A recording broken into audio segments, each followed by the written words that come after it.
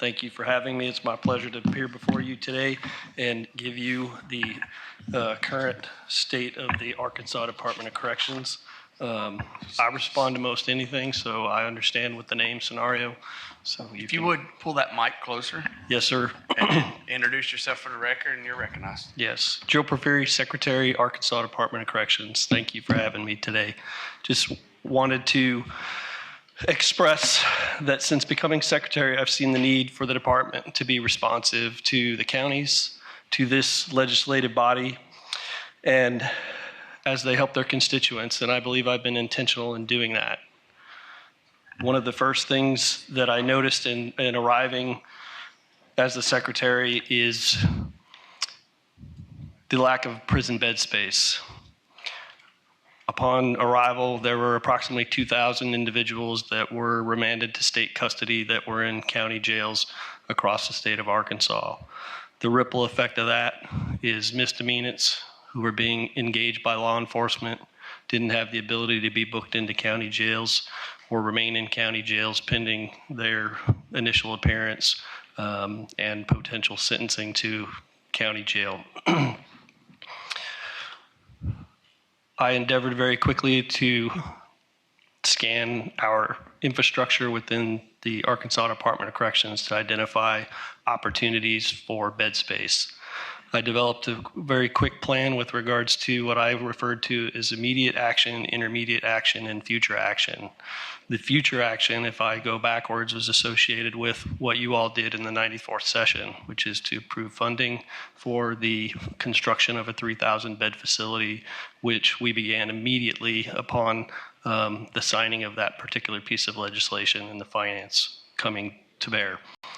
Additionally, with regards to the immediate solution, while we're pending the bridge to the 3,000 beds to identify opportunities to bring people from county jails to create capacity for our sheriffs across the state, was to place temporary beds and reactivate barracks that were taken offline within the Arkansas Department of Corrections so we could bring that capacity from county jails to the prison system where it belonged.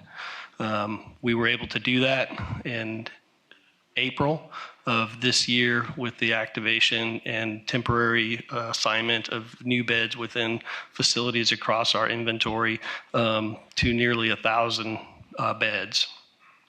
Since then, we have also made the request for additional 500 beds, which, as you may be aware, was denied, and I'm hoping that they are approved in the coming days so we can add some additional beds to our inventory. That denial came at the hands of the Board of Corrections, and we're going to re-ask, and I'll ask every month until to make record with regards to their position on bed management within the Arkansas Department of Corrections. I think what's most important to know with regards to these additions of beds is upon taking the helm of the Arkansas Department of Corrections, I put a stop to the use of the EPA. The EPA is the Emergency Powers Act, which allows the Board of Corrections to authorize the early release of prisoners when the capacity of the Department of Corrections achieves 98% for 30 days or more. That process has been the strategy for bed management within the Arkansas Department of Corrections for decades. We haven't used it since I became secretary. Last year, calendar year 2022, the Arkansas Department of Corrections released early over 900 inmates that had not completed their sentence of incarceration as per the courts through the Emergency Powers Act. I'm proud to sit here before you today and say that we have stopped that. It's my intent to never to use that. It would absolutely be the nuclear option. I believe it undermines the legislative body and the laws that they passed. I believe it undermines the judiciary and the judicial body and the sentences that they give for me to use, if you will, as an excuse that I don't have capacity and then ask to release prisoners early. So we've not done that. We're not going to do that. And we've been able to, through the addition of beds and not using the Emergency Powers Act, which we released 900 last year, I've been able to maintain the county jail backup at under 2,000 as I sit here before you today. We're about 1,990, if you will. So through the addition of beds rather than the release of prisoners early, we've been able to manage county jail backup. If I am able to do additional temporary beds, then I can further manage that county jail backup, hopefully reducing it to a level that allows for misdemeanor offenders to actually be arrested and incarcerated pending their initial appearance, as well as any sentencing that might occur as a result of the crimes that they've committed. In addition to that will then bridge us to the construction of the 3,000 beds that was approved last session. Like I said, that process began immediately upon authorization.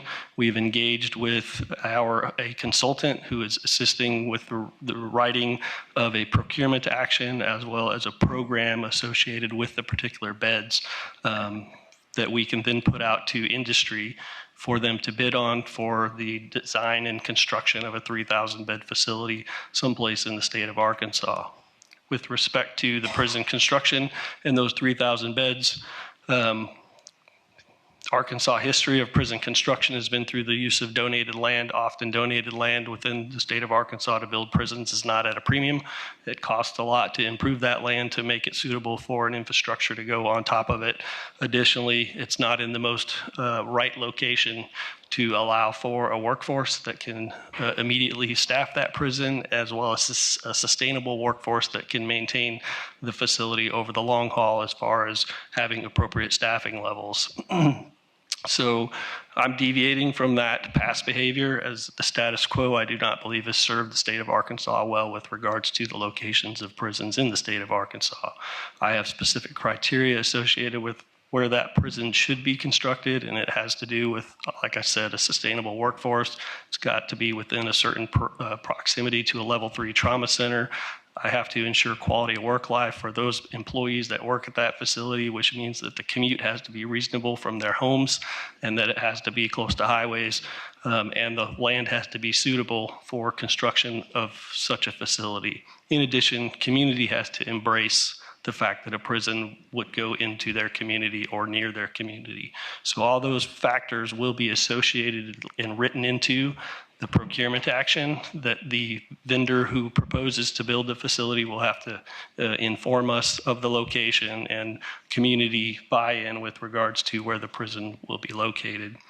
That process is underway. We're hoping to issue an RFP sometime in the beginning of the new year. Again, that has to go before the Board of Corrections for review and approval, and I'll stand fast with regards to what their position will be when we have the package together for them to review.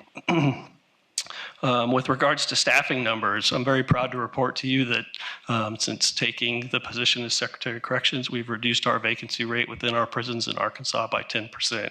That is a massive undertaking. Hats off to my staff for their recruitment, for the training officers in our academy, for Director Payne and his leadership, and Director Bradshaw with regards to leadership in community corrections, to create an environment and a culture where Arkansans want to come to work for the Arkansas Department of Corrections. To reduce our vacancies by 10% has been huge with regards to maintaining safe prisons and ensuring that we are providing the resources and opportunities necessary to the offenders in our custody to achieve the greatest success. Approximately two weeks ago, we graduated an academy with over 100 individuals. We had an academy a week ago graduate with approximately 70, and we have one getting ready to start with 90 officers that will be going in it. Those size classes and those numbers are music to my ears with regards to our ability to maintain safe prisons as well as reduce overtime, which comes at a fiscal gain to the state of Arkansas and the Department of Corrections as a general rule. We're also in the process of implementing the PROTECT Act. That is going extremely well with regards to what we're able to accomplish with the PROTECT Act and our process associated with that. We've assigned a quality improvement team and a program evaluation team that's evaluating all existing programs within the Division of Corrections and the Department of Corrections and the Community Corrections Division to ensure we're in compliance with best practices. We've also met with leadership and professional contractors to develop individual corrections plans. is what I call them, for each offender in our custody. We're putting tools in place with regards to determining through proper assessment tools at intake their risk, needs, and responsivity with regards to the individual person coming into the custody Department of Corrections and how we can best serve them, aligning our programs accordingly to meet their needs. And so they're the best version of themselves upon release from prison, which is what I call the opportunity of incarceration, to take the time that they have removed from society to invest in them, to try to make them the best version of themselves in hopes that they don't reoffend and that they have opportunities that they may not have had prior to incarceration. We've developed draft rules to ensure family considerations associated with female prisoners and any pregnancies, that they're within proximity to family, as well as their children. We're coordinating with ADH and DHS and DFA to ensure offenders have proper identification and workforce documents to assist when they reenter society and they leave with a virtual wallet, if you will, or a virtual folder of all of their accomplishments, why they've been in prison, as well as those things that they may not have upon entering prison that are impediments to their success post-release, such as birth certificates and driver's license if they're ultimately eligible. The Sentencing Commission has also been working hard to set release eligibility thresholds associated with the PROTECT Act at either 25 or 50% for those offenses not set by statute at either 85 or 100%. Those changes will become effective on January 1st of 2025. Additionally, have engaged in what I refer to as Safer Prisons Initiative. We are currently in the process of issuing to our entire correctional workforce stab-proof vests that will provide them greater protection. Just last week, we lost an officer in Texas who was murdered in the line of duty. 3 weeks prior to that, we lost an officer in the state of Georgia who was murdered in the line of duty. And the same week, we lost an officer in Colorado who was also murdered in the line of duty. So through that process of issuing vests to all personnel, it's my hope to make them safer and ensure that they have awareness that we care about their safety in prisons. Additionally, we intend to issue OC to those officers so they can respond to any event necessary with an appropriate level of force to neutralize that scenario, and additionally provide them Narcan in the event that they come upon any overdose scenarios within the prison system that they might be able to render aid and save a life. And with that, I will stand fast and open myself to any questions that this body may have.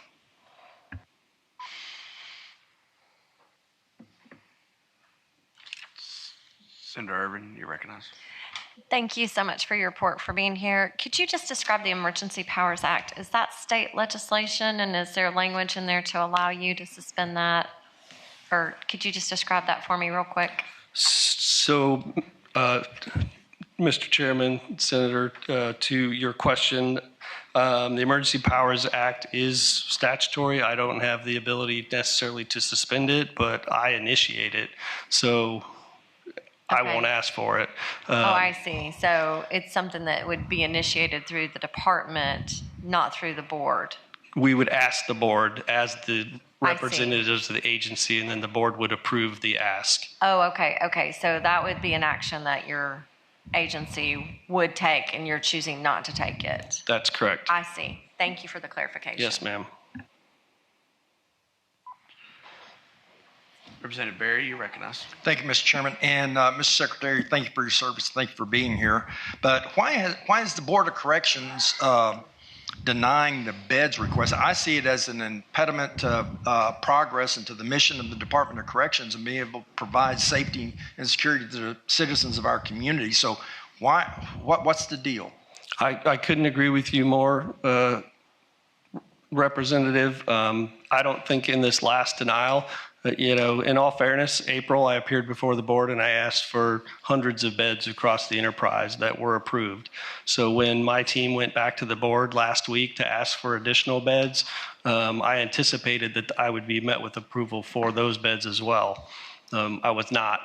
To answer your question, I did not get an adequate answer as to their rationale for not approving those beds, other than a res gesti statement or spontaneous utterance, if you will, by a board member that they just had a gut feeling.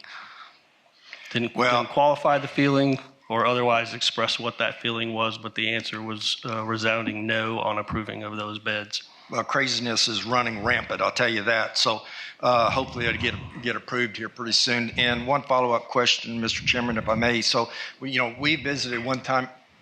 You said recognize? Thank you. So we visited one time before about substance abuse in our prisons, and we had spoke about the usage and being able to obtain dogs that can sniff out cell phones.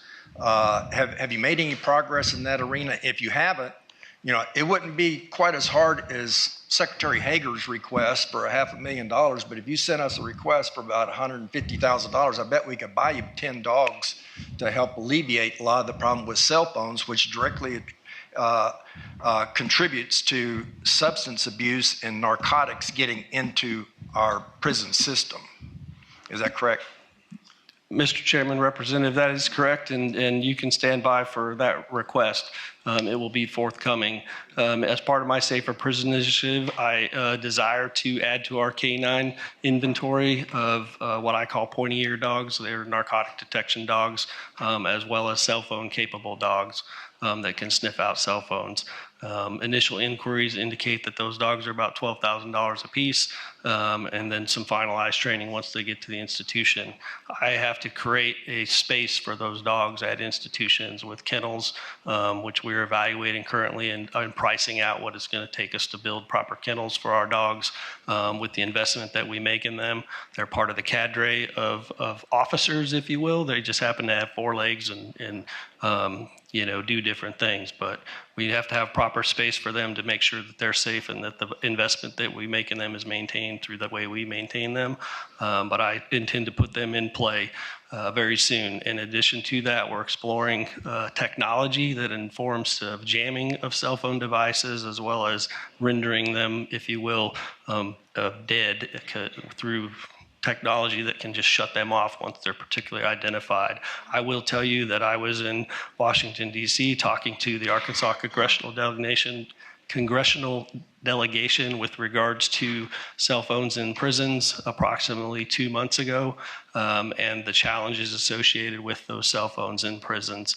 And currently the FCC has specific rule requirements that restrict us from jamming cell phones within prisons, but they do allow the Bureau of Prisons to jam cell phones within their prisons, just not states. So it's interesting that we don't have a level of equitable reciprocity with regards to state and federal agencies by the federal government, FCC, and I'm happy to say that one of our members of our congressional delegation, Mr. Cotton, has dropped a piece of legislation federally to request that we are able at the state level to use cell phone jamming technology. It has not made it out of committee, but I'm hopeful that it will, and we will work robustly to use that technology in Arkansas prisons to jam cell phones. Okay. Thank you. And again, Yes, sir. Thank you for your service in a very difficult profession. And thank you, Mr. Chairman. Thank you, sir.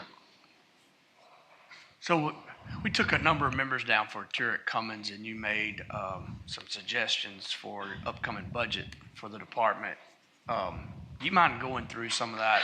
And I think that alluded to some of the carryover that was having to be returned, that if maybe we were able to change that so you guys were able to keep that for maintenance and for different kitchen projects. Do you mind talking through some of that? Glad to, Chairman. Thank you for the question. Yes, so we routinely provide opportunity for the state's elected officials to come into the institutions and see what we're doing well, and see what we can improve upon, have some candid conversations. I'm grateful that you came and that you brought other members of this body. And during that time, we talked about some of the challenges associated with maintaining some of the largest real estate under the state's umbrella, known as the Department of Corrections. We have hundreds of thousands of square feet of facilities that are designed to be hardened. They're designed to keep bad actors away from society, and oftentimes the requisite maintenance budget associated with maintaining those facilities that we spend a lot of money on doesn't follow the initial construction money, or not at a rate that effectively informs the need for the improvements. So capital improvement and building renewal of our state prisons is always top of mind for me in maintaining those. One of the ways that was suggested during that tour to allow us an easier opportunity to maintain that is we have a large number of vacancies. Despite the headway that we're making in filling positions, we have a large number of vacancies. We use a lot of that money to cover for overtime to, in essence, supplement and fill those vacancies and post officers accordingly. But we additionally have salary savings at the end of every fiscal year from those vacancies that we often return to the general revenue. It would be my recommendation that we create a system, and I believe there are a couple other state agencies that either have special language or this has been legislated to allow them to do it, to carry over any budgetary monies that may be remaining at the end of the year to apply into the next fiscal year. And instead of me coming to this body or to seek funding for capital improvement and building renewal, I could fund it through my own budget, through salary savings. And I'll tell you, we're in the process of doing kitchen equipment upgrades, and understand that in some institutions I have 1,500 inmates, and we're cooking 3 times a day for those guys. We're the only kitchen in town. And when the kitchen equipment doesn't work and the food doesn't get served, it's a bad day in corrections. And so to ensure that we have the proper equipment and the equipment works, as an example, in our kitchens is hugely important. And to that end, we're looking at spending approximately $2.6 million in our kitchens overall to upgrade and replace equipment that needs to be replaced. And to be able to do that upgrade with our own budget versus returning it to the general revenue and not having to come in and ask for a $2.6 million infusion for capital improvement or building renewal would be amazing. Thank you. And members, I will remind you, we still have one more secretary. With that, Senator Hickey, you are recognized. Yes, sir. I'm over here to your left. Just there was one comment about possibly bringing a request for restricted reserve, and this is much for you as probably the rest of the body. You know, if we're talking about dogs and things to that nature, of course, that's something that I'd be an advocate of and be supportive of. However, first thing is I would want to see that was not available within your current budget, and then that would need to be factored into your ongoing budget, because that's recurring funds. Because I know those dogs would have to be replaced, they'd have to be trained, they'd have to have caretakers and things to that nature. Those restricted reserve funds are more, and I heard what you said and appreciate on your capital projects that was later in your conversation. You know, those restricted reserve funds are for just specific things that are not going to be recurring in the future. So I want us to be very careful with the way that we do that. Of course, we have many pots of restricted reserves and some that we've allocated for specific purposes. However, that's also one of the things with our tax cuts that we've been doing down here is that although we've been real aggressive on our tax cuts, I personally want to keep doing that, as I know the rest of this body does. But we do use that as a insurance policy or a hedge, you know, in the event that we have economic downturns that we could, you know, cover us through 3-4 years. So again, I do believe that things like that are good, that we need to look into it. 100% agree with that, but that should be done within the budget process. Thank you, sir. Thank you. In my opinion. Thank you. I respect your opinion, sir. Senator Hester, you're recognized. Yeah, thank you. We've heard a lot of discussion. Does anyone from the Board of Corrections happen to be here, or Chairman Magnus? I did not personally notice anyone today, sir. Okay, well, yeah, that's okay. I mean, I'll just tell you, like, we've had a lot of discussion on this, but 83% of this body said that we wanted increased beds. I think the people of Arkansas want increased beds. Clearly, you, as the person with the most information, know that we need increased beds. We hear about it, I mean, constantly from our county sheriffs, from our county judges, the need for increased beds. And I think the message started out today, but it's going to be very, very clear to the Board of Corrections that they can either act or we can. Thank you. Yes, sir. Representative Beck, you recognize. Thank you, Mr. Chair, and thank you for your service here.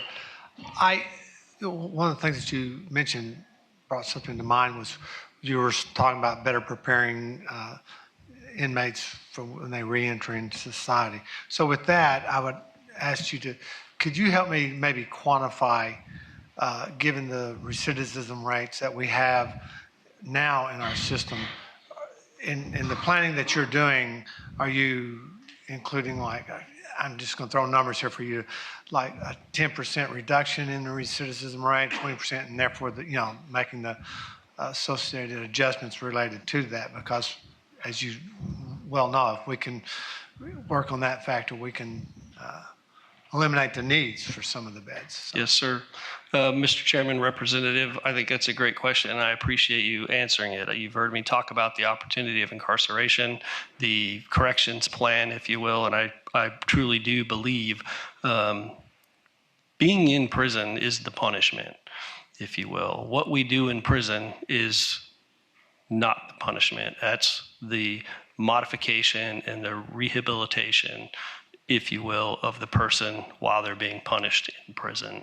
So to ensure that we, one, know who we have through a proper assessment tool and understanding whether they're literate, illiterate, whether they have a high school diploma, a GED, if they have substance abuse issues, if they have, trauma of some sort that we can somehow inform to a solution or resolution during the term of incarceration, all impacts reentry and their success at reentry. And then channeling the behaviors and the rehabilitation processes that we engage with those individuals on an individual basis while they're in prison, and then designing and executing a proper reentry strategy for those individuals upon release to ensure that they have what I would call a soft landing.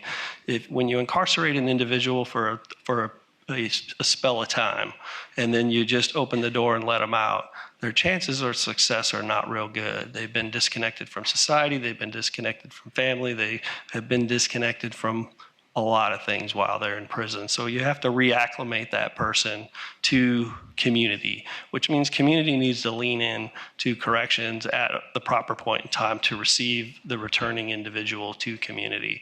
It's up to me to create that environment, to invite community into our prisons at the proper point in time, to create those wraparound services to receive the individual. My intent is to do that. I have a particular piece of property in Pine Bluff that used to be the Southeast Community Corrections Center that has been abandoned for about the last 10 years. We're in the process of rehabilitating that, and it's my intent to turn that into a reentry center where individuals of the property custody level go to that location prior to release, and they receive services, and community is there to help with job placement, resume building, family reunification, all the maintaining creating a doctor-patient relationship, because I've been providing their health care for the last 5, 10, or 15 years while they've been in prison. Well, they don't have a relationship with a doctor. So connecting them with the doctor so they can make sure that they stay on their medication and not have lapses, which potentially could result into recidivism. So all these things need to start occurring in prison. Also, one of the things that I think is very important was with our education system in prison. Currently, I have an education system, which I'll say, again, is administered by the Board of Correction, that operates on a free world school schedule. Prisons don't operate on a free world school schedule. I'm a 24/7, 365-day institution, and there's no reason why my school needs to shut down during the summer. So I intend to push my school system to be a year-round school system within the prison system, because I have men and women in need of education all year long, which informs outcomes, specifically recidivism outcomes.